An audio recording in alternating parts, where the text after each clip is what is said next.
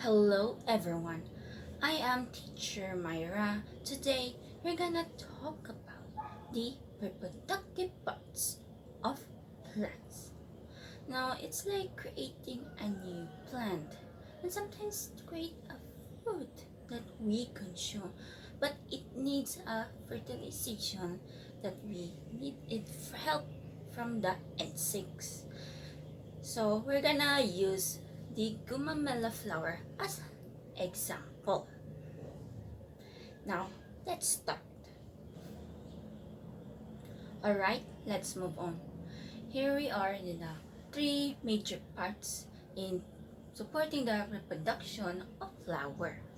Now let's move on to the four classification of flower, which is the petals, sepal, receptacle, and pedicel. Move on to the major part.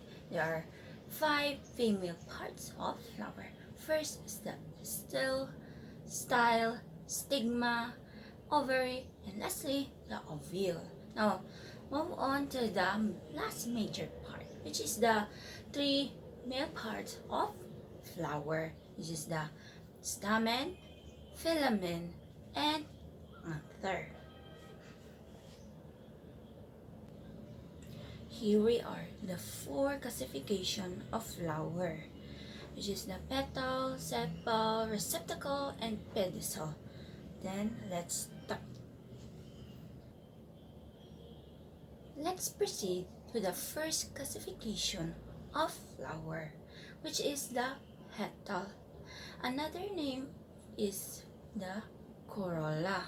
Located above the sepal layer, it acts as an attraction for pollinators such as butterflies and other insects.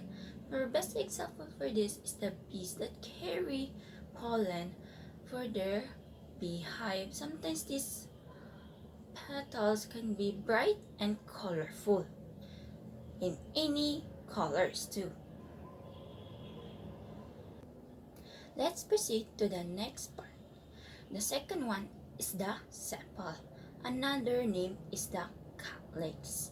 At the base of the petals, it is growing small like leaves.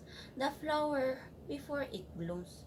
It usually during the bud stage, when it's like this, it protects from the harmful weather, insects, and sometimes animals that eating or feeding from the flower, or even the humans who would like to destroy the flower. Let's proceed to the next part. The third one is the receptacle. Can be found in the center part of the base. As you can see here, the gumamela flower, the back part, see? It is attached to the stalk of the flower and it's small. You can see it, it's so small that it attached to the flower. Let's proceed to the last part of the classification of flower, which is the pedicel. It is the stalk of the flower, and sometimes it is short, long, even it is very swirly. It holds a single flower. So we're done. What are the four classification of flower?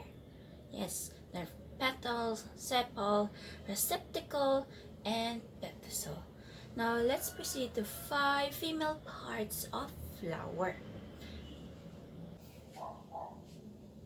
Alright, so we're done to the classification of the flower. Now let's proceed to the female part of flower.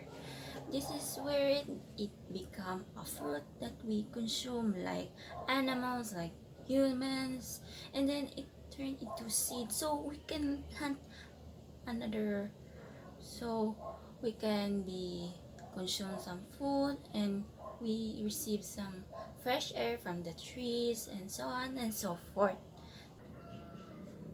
Let's move on to the five female parts of flower, which are pistil, style, stigma, ovary, and ovule.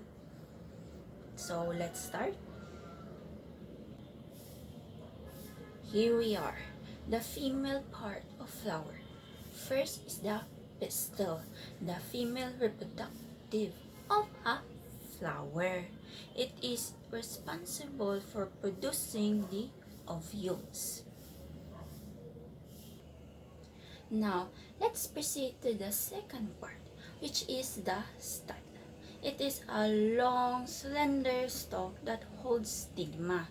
It transforms into a pollen tube, which takes the pollen to the ovaries to enable the fertilization. If the pollen reaches the stigma, the style starts to become hollow, that it becomes wider. The third one is the stigma. It forms the head of pistil and can be found at the tip of the style. They are responsible to begin the process of fertilization. Sometimes the stigma includes a sticky whose task to capture pollen from different pollinators. Those that burst through wind will sometimes drop it from the high above, like it carries from the insects that from their legs that it drops and fall into the stigma. To the fourth one, which is the ovary, the form, the base of the pistil. The ovary holds the ovule, sometimes can be many. Aside from one ovules, I can see there.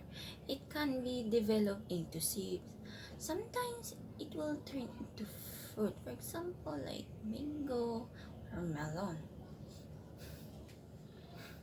Let's proceed to the final and the last part of the female part of flower, which is the ovule. See that little dot? Yes, that's the ovule. It can be many. These are the egg cells of a flower. They are contained in a ovary.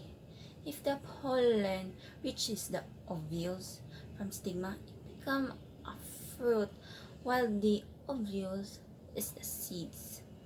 Like in a fruit, we can see here there are seeds inside because there are ovules before. Alright, so what are the 5 parts of female flower? That's right, pistil, style, stigma, ovary, and lastly the ovule. Now let's proceed to the 3 male parts of flower.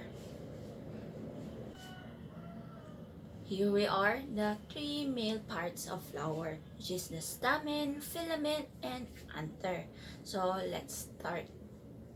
Let's proceed to the male part of flower. First is the stamen, the male part of the flower. The group of stamen is also called or known as androecium. It must be a lot of them grouping in a one flower. Let's proceed to the second male part of flower, which is the filament. It is attached to anther of the flower. As you can see here in a gumamela flower, they're planty. It supports the anther, the male reproductive system. And finally, to the last part of male flower, and that is the anther. It is the head of the stamen. It is responsible for producing pollen. The pollen is transferred to the female reproductive part of which is the pistil of the same or another flower to do fertilization. No matter how far the anther, it can be brought by the pollinators or sometimes by the wind.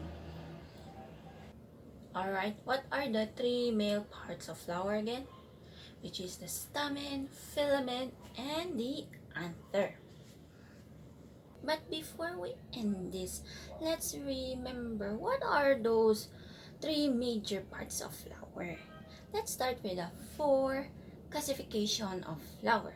What are those? There are petals, sepal, receptacle, and pedicel. Now move on to the next major part of flower, which is the three male part of flower.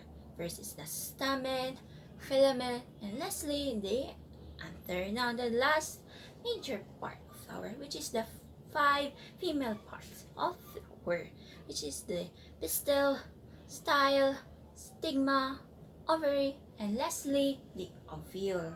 So I am teacher Myra, and thank you for listening.